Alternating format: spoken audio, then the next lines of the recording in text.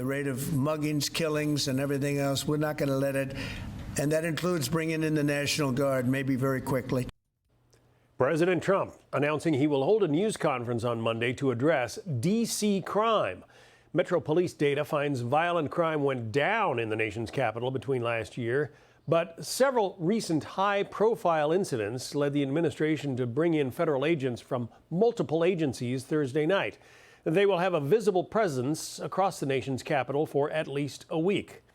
Let's bring in South Carolina Congressman Ralph Norman. Congressman, so the official statistics say crime is down in D.C. Do you have an opinion on that?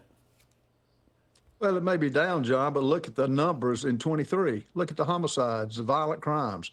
It's just down because, it never should have been that high anyway when you compare 24. D.C. is an unsafe place, and we've had several aides get killed. Mass transit is a problem, and you hear the sirens going off every seems like every hour. So I'm glad the president is stepping in, and something needs to be done at the nation's capital. Yeah, well, what really got the president's attention apparently was the beating that was handed out to his former member of his DOGE committee, Edward Korestein. Kid's 21 years old. Got taken on by a gang of 10 would-be carjackers. Korestein shoved his girlfriend in the car that they wanted to steal and then took a serious beating as a result. That kind of thing really gets the president's dander up, and he is paying attention now.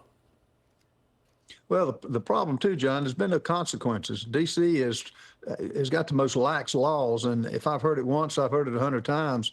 If you try to defend yourself, you become the criminal.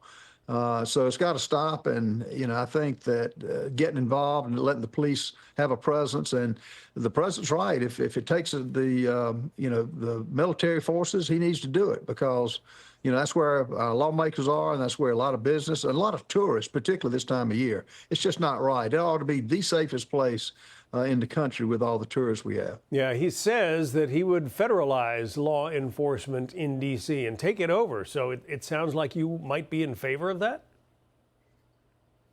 Oh, absolutely. Unless we see the change where the consequences are for the criminal, ask the police there. I mean, they're understaffed. This is the powers that be of the city council and the mayor has just been lax on crime, and it's got to stop. So I would be in favor of whatever it takes to protect the people and the innocent tourists that come to this capital every day out of every year, but particularly now.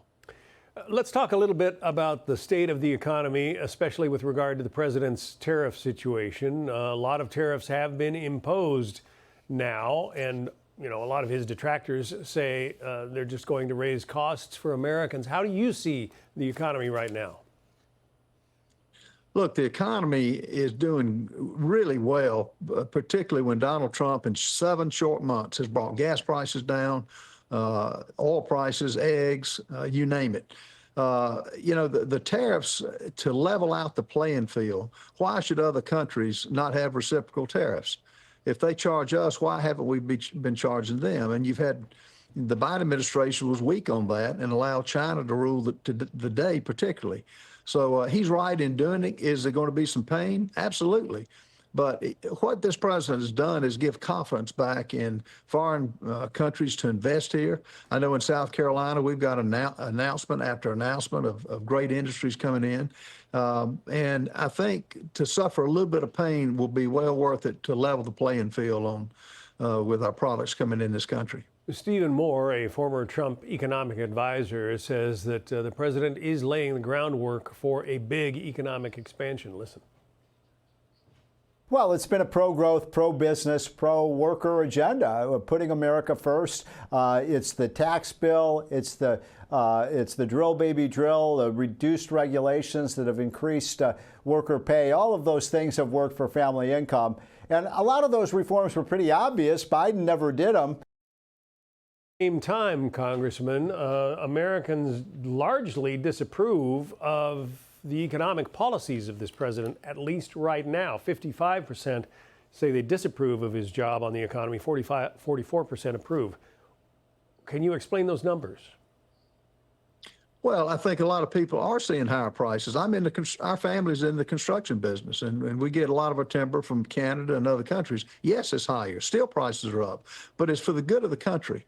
And should we expect high prices for a short time? Yes, but overall, we couldn't keep going the way we were going. The cancer in this country was letting other countries rule the day and tax our products. And why should we run a deficit every month? And that's why this president is doing such a good job. And you can't go on, poll numbers vary. They come up, they go down. But the bottom line is he's doing the right thing, and it couldn't come at a better time. And things will get better here. Congressman Ralph Norman, Republican of South Carolina. Thanks for coming on today. Hey everyone, I'm Emily Campagno. Catch me and my co-hosts Harris Faulkner and Kaylee McEnany on Outnumbered every weekday at 12 p.m. Eastern, or set your DVR. Also, don't forget to subscribe to the Fox News YouTube page for daily highlights.